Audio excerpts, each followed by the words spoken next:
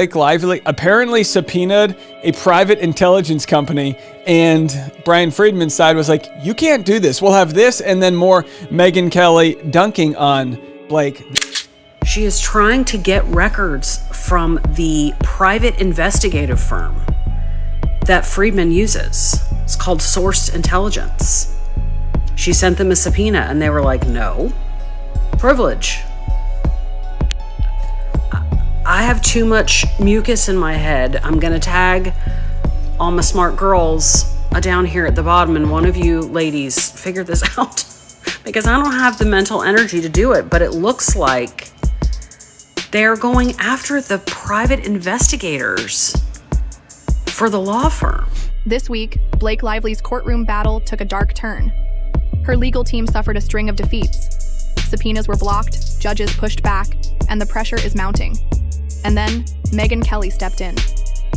With just a few words, Kelly didn't just criticize Lively. She torched her entire legal strategy in front of millions. So here's the question.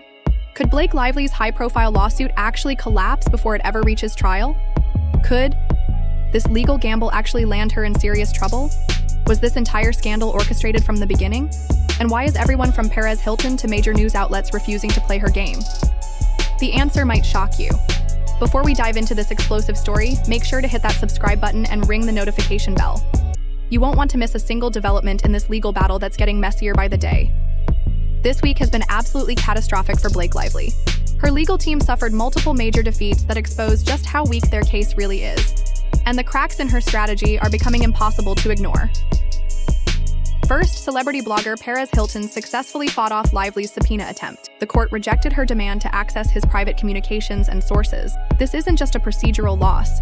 It's a clear signal that judges aren't buying into her harassment narrative. When courts start protecting media figures from your legal fishing expeditions, you know your case is in serious trouble. But here's where it gets really interesting. Lively then went after Source Intelligence, a private investigative firm that works with Baldoni's legal team. She demanded access to their confidential files, claiming she needed to see what dirt they might have dug up. First of all, I don't need money from Justin Baldoni, okay? Let's just be clear. I don't need his money. I don't think he has it to spare, and I don't need his money. And it's an insult to me. It's an insult to Baldoni. It's an insult to Brian Friedman. It's an insult to Candace. It's an insult to Perez Hilton. Like, all these people. I don't know Perez in his, situation, but I firmly believe Candace would never take money from somebody to do her reporting. I would never take money from somebody to do my reporting. And this is her trying to smear, to use her word, the reporters who are out there who aren't in love with her. Now, you guys know my opinion on this case. I personally believe Blake Lively, made up these allegations because we haven't seen any evidence, and I believe Justin Baldoni was, operating by the book since she. Look, in my opinion, let's be very clear. I'm stating my opinion here. This entire litigation train is probably being driven almost exclusively by the attorneys who have a financial interest in the longevity and complexity of this litigation. It's almost like a class action case where the only people that benefit are the lawyers. And so, look, Baldoni is probably being bled dry by the litigation costs. And, she's the one that launched this whole thing with a, in my opinion, specious claim of sexual harassment against him. And now to see that she's extending this out, and she's going after public figures like you and others who have, like you said, come to their own conclusions about what they want to think about her. It just confirms my suspicions. And look, I'm like you. I have very low opinion of her. I have never really known much about her until this litigation started, but it didn't take me long to reach my own conclusions. And wasn't influenced by Baldoni. I'm influenced by her and how she's behaving in this case. It has nothing to do with him. And honestly, if there's anybody that I care less about than Blake Lively, it might be her husband, Ryan Reynolds. These people have zero impact on my day-to-day life. I don't even think about them unless or until somebody's talking about this litigation in the media. And so it just has this unseemly air about the whole thing. And quite frankly, I'm ready for this litigation to be done with, but apparently it's going to be dragged out as long as it possibly can. So basically saying the only winners here are the lawyers, right? Up on her. The response? A resounding no. the firm cited attorney-client privilege and professional confidentiality. Translation: Blake Lively has no legal right to peek behind the curtain of her opponent's defense strategy. What's particularly telling about this move is the desperation it reveals. Think about it. If your harassment case was solid, why would you need to know what private investigators found about you? This suggests Lively knows there's damaging information out there that could completely undermine her victim narrative. Then came the knockout punch. Megyn Kelly seized on these desperation moves, delivering what can only be described as a complete character assassination of the actress. Kelly didn't hold back, questioning Lively's motives, her credibility, and her increasingly erratic legal tactics. Kelly's critique was surgical in its precision. She pointed out that Lively's behavior throughout this controversy has been anything but victim-like. Real harassment victims don't typically launch coordinated media campaigns while simultaneously trying to silence critics through legal intimidation. The media personality made a particularly damaging observation. If Lively truly believed she was harassed, why is she spending more energy trying to control the narrative than actually proving her case in court? But Kelly went even further, suggesting that the entire litigation is being driven by lawyers who have a financial interest in dragging out the proceedings as long as possible. In other words, Lively might be getting played by her own legal team. Why? Would someone risk everything on such a flimsy foundation? The pattern emerging suggests this was never about genuine harassment claims. This looks like a coordinated attempt to control the narrative around a movie that flopped spectacularly. What's becoming clear is that Lively fundamentally misunderstood how modern media works. She thought she could use legal pressure to force critics into silence, the same way Hollywood has operated for decades. But independent commentators like Kelly operate outside that system entirely. The strategy is backfiring in real time, and each failed legal maneuver makes her look more desperate and less credible.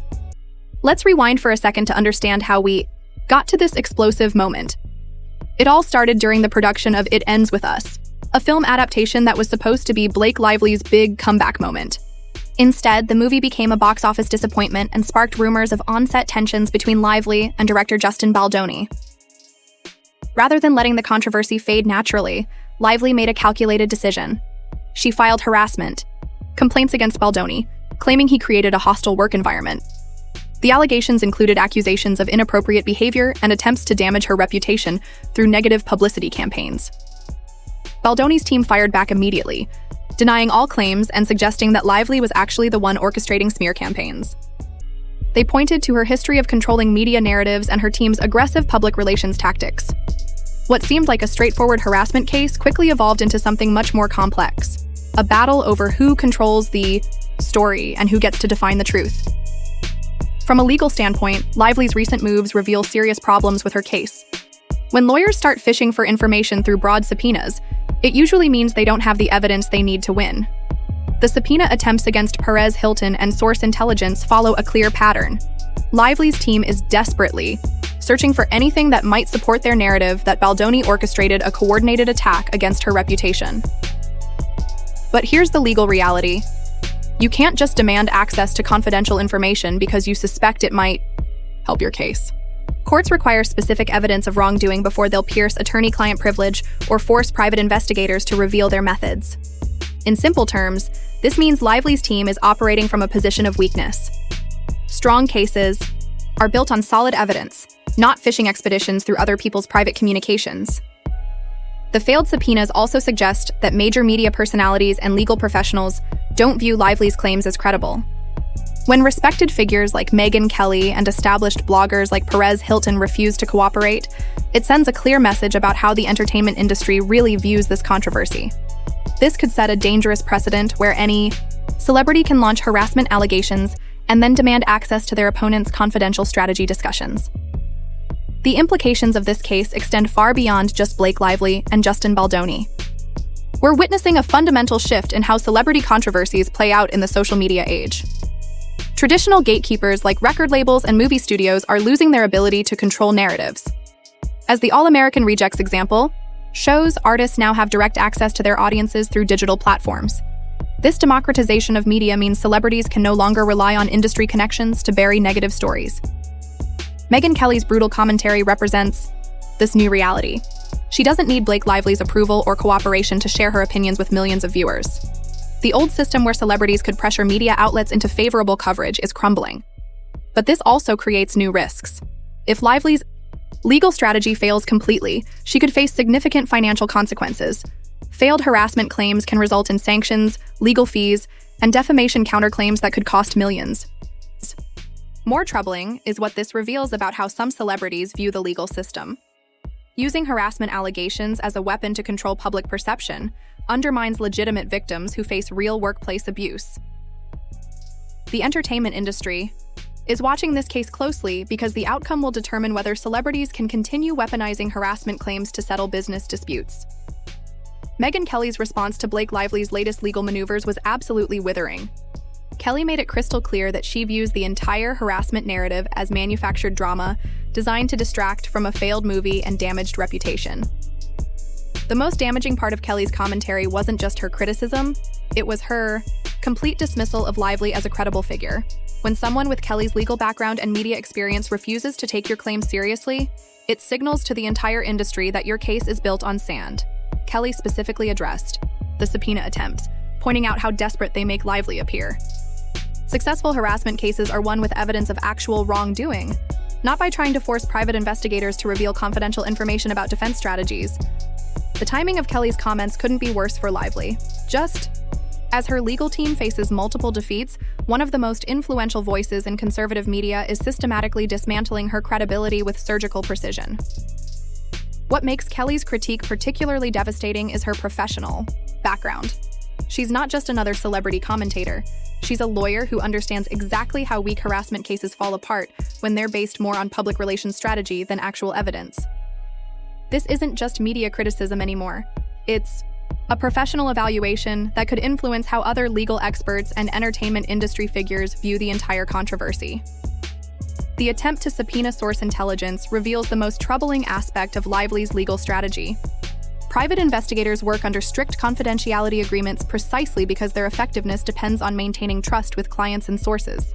By demanding access to these confidential files, Lively's team crossed a line that goes beyond normal legal discovery. They're essentially asking courts to violate the fundamental principles that make private investigation possible. The firm's refusal to comply wasn't just about protecting Justin Baldoni. It was about preserving the integrity of their entire business model. If courts start forcing private investigators to reveal confidential methods and sources, the entire industry becomes useless. This move also suggests that Lively's team believes Baldoni has damaging information about her that she needs to neutralize before it becomes public. In other words, she might be more concerned about what he knows than what he allegedly did. The failed subpoena attempt reveals a crucial strategic miscalculation. Instead of building a strong harassment case based on evidence, Lively's team is trying to prevent their opponent from mounting an effective defense. This controversy is reshaping how the entertainment industry handles workplace disputes and public relations crises. The old model where powerful celebrities could rely on industry connections to suppress negative coverage is completely obsolete. Independent media creators and established journalists now operate outside traditional Hollywood influence networks. They can criticize celebrities without fear of losing access or advertising revenue from major studios. Blake Lively's case demonstrates the risks of this new environment. When your reputation management strategy depends on controlling information flow, independent voices become existential threats. The subpoena failures also highlight how courts are adapting to celebrity attempts to weaponize the legal system for public relations purposes.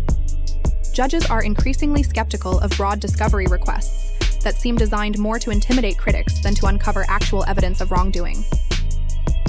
This could establish important precedents about the limits of celebrity privilege in legal proceedings.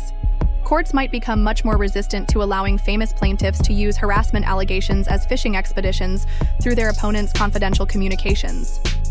The long-term consequences could fundamentally change how celebrity controversies are litigated and covered in the media. As this legal drama continues to unfold, one thing becomes increasingly clear. Blake Lively's attempt to control the narrative through litigation is failing spectacularly. Every subpoena denial, every media critique, and every legal setback reveals the fundamental weakness of her position. Megyn Kelly's brutal assessment might have delivered the final blow to whatever credibility Lively had left in this controversy. When respected legal commentators start treating your harassment claims as public relations theater, the game is essentially over. The entertainment industry is taking notes. This case will be studied for years as an example of how not to handle a career crisis in the digital age. What do you think? Are we watching the complete destruction of Blake Lively's reputation in real time? Or is there still a path back from this legal disaster? Drop your thoughts in the comments below. And don't forget to subscribe for more explosive coverage as this story continues to develop. And if this case moves forward to trial, it could expose everything about how modern celebrity scandals are really manufactured. The truth might be more shocking than anyone imagined.